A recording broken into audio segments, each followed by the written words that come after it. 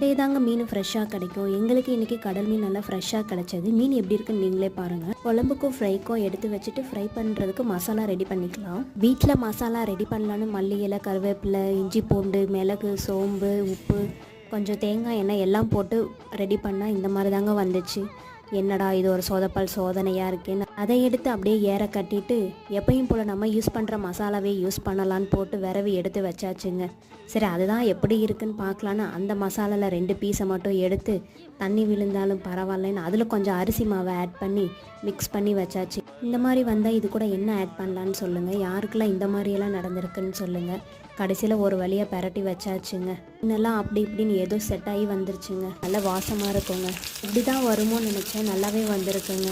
இதை விட நம்ம வீட்டில் ரெடி பண்ண மசாலா டேஸ்ட் நல்லா இருந்தது. பட் அந்த அரிசி மாவை ஆட் பண்ணது கொஞ்சம் இதாக இருந்தது. அதுக்கு பதிலாக வேறு என்ன ஆட் பண்ணலான்னு சொல்லுங்கள். டேஸ்ட் வைஸ் எல்லாமே சூப்பராக இருந்துச்சுங்க.